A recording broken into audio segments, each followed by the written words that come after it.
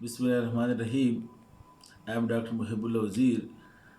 The topic of today is the deep group of flexor muscles of the forearm. Look, superficially we discussed pronator teres, flexor carpi radialis, palmaris longus. This is flexor digitorum superficialis, and then flexor carpi ulnaris. Now, when you cut these muscles and reflect that, then deep, now you will see three muscles. One on the ulnar side, that is flexor digitorum profundus, and one on the radial side, that is flexor pollicis longus muscle, and one deep to the two, which is pronator quadratus. And in addition to that, you would also see now very clearly, most medially the ulnar nerve, and then the ulnar artery, and most laterally the superficial branch of radial nerve, and then the radial artery. And in the midline over here, you will see this median nerve,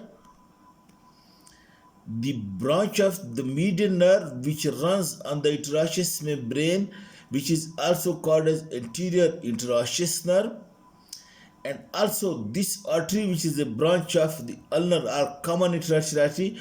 This is also anterior interosseous artery.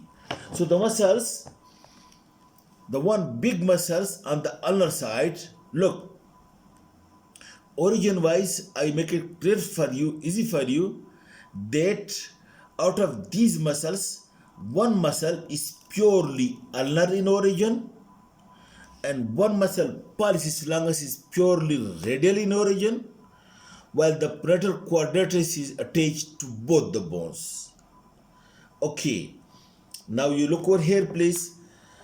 This is the cut edge of flexor digitorum superficialis, while this big muscle which you see over here, that is the flexor digitorum profundus. As I told you, the flexor digitorum profundus is purely ulnar in origin, while the flexor pollicis longus is purely radial in origin. So the flexor digitorum profundus, a big muscle, originate from the medial surface of olecranon process of ulna, then from the upper two-third of whole of the anterior medial surface of the ulna, this whole surface, anterior and medial, in its upper two-third, it is being occupied by the flexor digitorum profundus.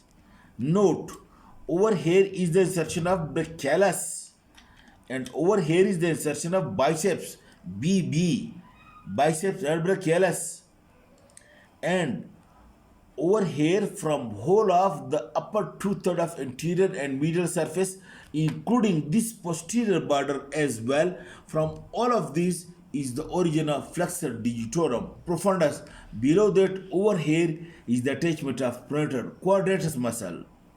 In this way, this is the origin of flexor digitorum profundus.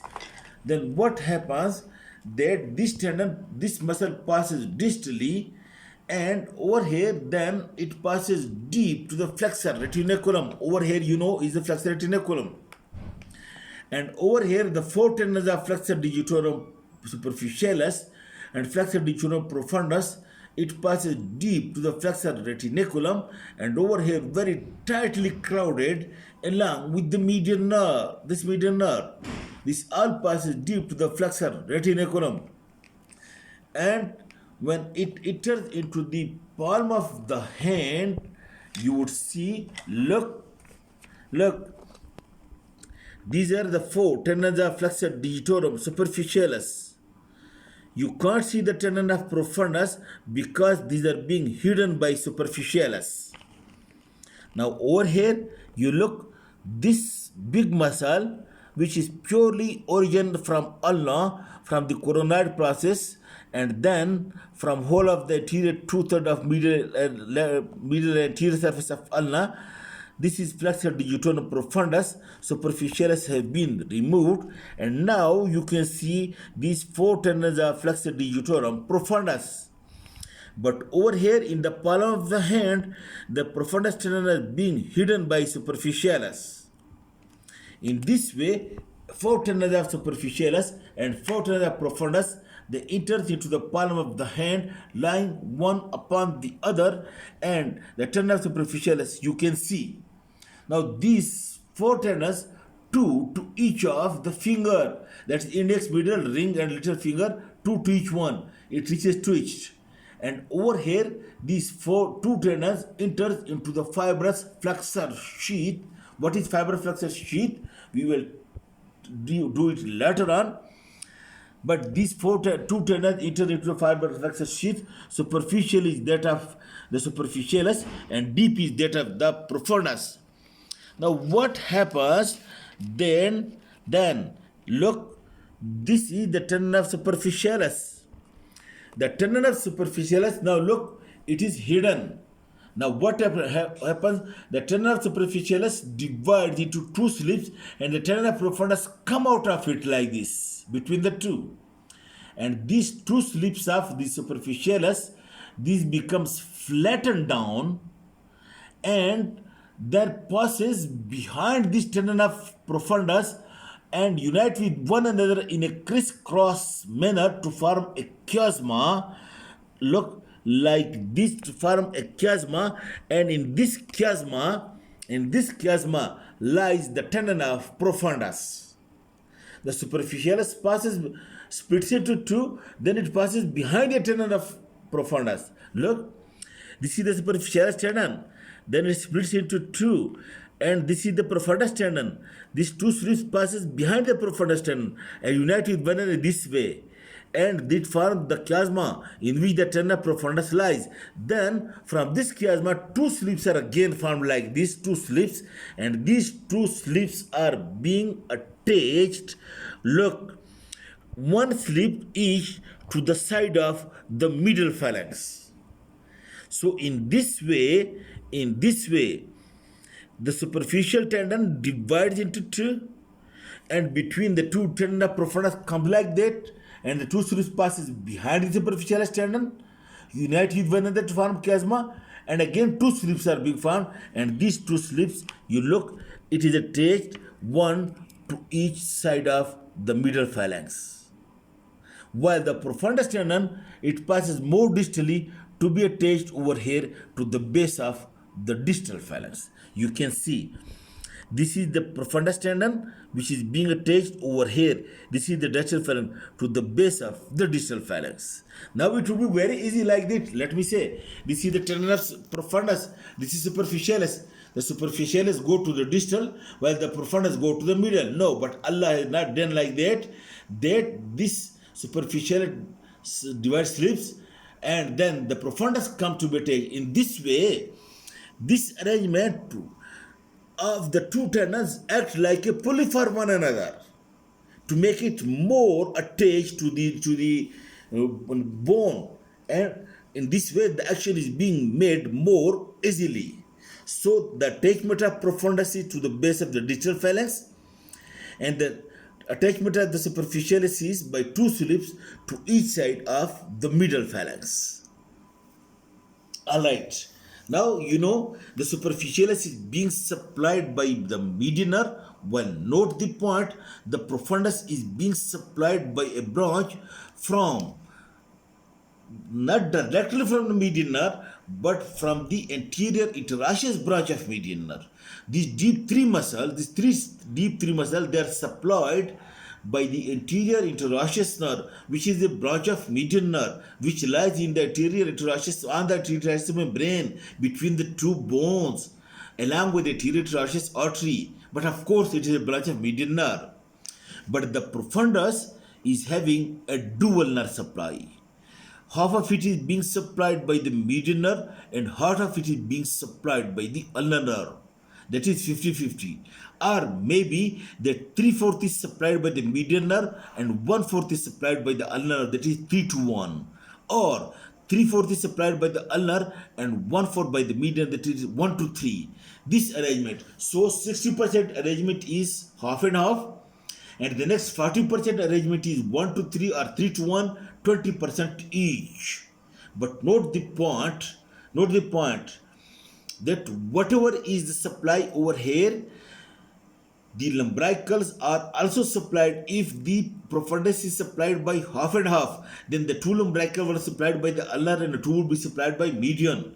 But if the 3/4 is supplied by the median, then the three lumbrical would be supplied by the median, and so vice versa.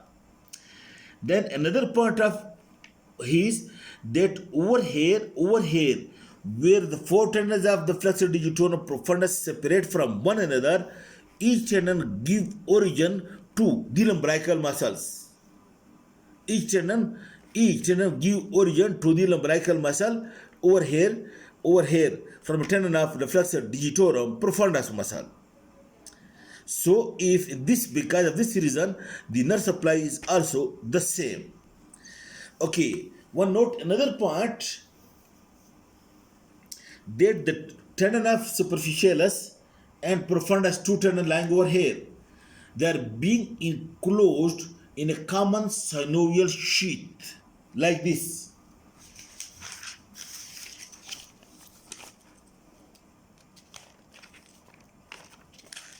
Look, synovial sheath, if this is the tendon, the synovial sheath arrangement is like this, having two layers, one in contact with the tendon, visceral layer, and then away from the tendon, parietal layer, having a synovial fluid in it. To understand, okay, this is another topic I will tell another time, but the point is that from this inferior surface over here, the blood vessels enter into the synovial sheath, into the tendon. The blood vessels reach to the tendon. But note one point, that let me say this is a synovial sheath. The blood vessel want to go over here to reach to the tendon. Then what happens, that this is the tendon, then the blood vessel, it take a sleeve of synovial sheath around it. It does not pierce it over here, but it first take a sleeve around it. And this sleeve of synovial sheath around the blood vessel that reach to the tendon, this sleeve is being called as vincula. So vincula is nothing, but it is actually the sleeve of synovial sheath around the blood vessels.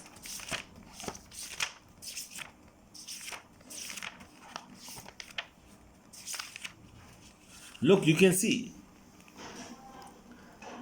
This is the tendon of superficialis. This is the tendon of profundus.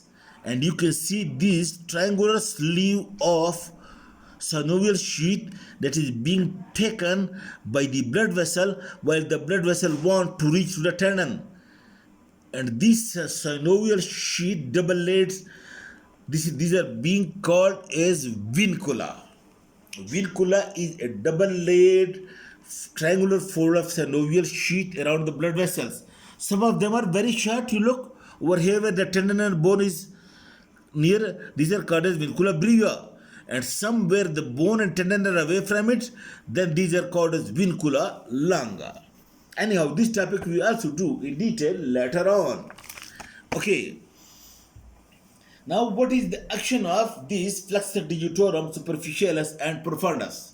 Now look, profundus is attached to the distal phalanx. So simply, when it contracts, it will flex the distal phalanx. Then secondarily, it will flex the other phalanges. Then secondarily, it will flex the metacarpophalangeal joints. And ultimately, reaching over here, also it can flex the wrist joint. But the main point of the flexor digitorum profundus is that it is the main gripping muscle. Note the point. The flexor digitorum profundus is the main gripping muscle. But to have a good grip, the wrist joint must be slightly extended and stabilized. And I told you, this stabilization and slightly extension at the wrist joint is being usually done by the flexor corpore dialis and extensor corpore dialis longus and brevis. Then the flexor digitorum profundus and superficialis are able to do a proper action in the distal phalanx. While the flexor digitorum superficialis being attached to the middle phalanx, it flex the middle over here. The middle phalanx. It flex the middle phalanx. Then secondarily, it can roll the other fingers, and ultimately it can reach to the wrist joint as well. But the main action of these long tendon is actually at the digits to have a proper digital grip and function at the digital actions. Okay, this is the flexor digitorum profundus. Now the next muscle I told you of the deep group is this flexor pollicis longus. This one. The flexor pollicis longus, this flexor pollicis longus, it originates, I told you again. You look at the radius. Over here is the attachment of biceps. From anterior oblique line, there is the origin of flexor superficialis. Then from this whole of this anterior surface, upper to third is the origin of this flexor pollicis longus muscle. You can see it over here. And also both this flexor digitorum profundus and flexor pollicis longus, both of them also get some attachment from this interosseous membrane as well. So flexor pollicis longus is from the radius, flexor digitorum profundus is from the ulna. And then this flexor pollicis longus tendon, it passes, you can see, it passes distally, but this flexor pollicis longus tendon is unique by the fact that the tendon is formed only at one side and the fibers are coming into it from the other side. This is the example of unipinnate muscle. Then it passes deep over here, deep to the flexor retinaculum, and then it passes distally to be attached. Ultimately, you can see to the base of the distal flexor pollicis longus. It is the muscle of the thumb and longus. That's why attached to the base of the distal phalanx. It is also supplied by the anterior interosseous branch of the median nerve, and it can flex the distal phalanx. It can flex the distal phalanx, okay, and then it can also flex the proximal joints of the thumb as well. Ultimately, the effect can reach to the wrist joint as well. This is just automatically understand it, but its main action is at the distal phalanx. And note this point over here, that in carpal tunnel syndrome, when the thinner muscles are being paralyzed and the thumb action is being affected, the distal phalanx of the thumb at that time would be able to be flexed. It will not be paralyzed because over here the flexor pollicis longus is supplied by the median nerve over here, not distally. So in the carpal tunnel, this distal phalanx is not being affected because the flexor pollicis longus is saved. It is supplied over here. Then the third muscle of the deep group, look, it's like that. You can see this muscle which extends between the two bones. Alright, which extends between the two bones. It is a quadrangular muscles. It lies the deepest of all, and you can see it only if you remove these two muscles. Okay, and its origin is look from this lower third of anterior and medial surface of the ulna and being attached over here, these quadrangular muscles to be attached to this anterolateral border and anterior surface of the radius, like this. And when it contracts, it pronates like that. When it contracts, it pronates. So it is oblique like this from the lower part of anterior surface of the ulna to the lower part of anterior surface and border of the radius to be attached over here. It is a very strong pronator, and second, especially it is important for the reason that it keeps the two heads of these two bones to nearer with one another. Do not allow to split it away, especially if you take a heavy weight, Then the heavy weight put force on the bones, but these parietal quadratus keep the two bones close to one another. It is also supplied by the anterior interosseous nerve. Now at this point, we should take the advantage. We should take the advantage like this. Look. If you put your hand over here anterior to the parietal quadratus, your hand will reach deep to this flexor digitorum superficialis and flexor digitorum profundus. Your hand will be lying between these two bones over here between the two bones and the flexor digitorum profundus and flexor digitorum superficialis. And when you reach to this point, your hand will be obstructed by this oblique origin of flexor digitorum superficialis, and this space behind these flexor muscles, this is being called as space of Perona. And the upper limit of Perona is this oblique origin of flexor superficialis, and the point is that from synovial sheath, infection can go higher up into this space of Perona. And then the patient will be complaining, doctor, I was having pain over here and now I am having pain and redness over here. When you feel it will be red, hot, swelling, probably infection has gone from this carpal tunnel deep to the muscles to the space of Perona. Then you give one incision over here and one incision over here if there is accumulation of pus to drain from the space of Perona. Thank you very much.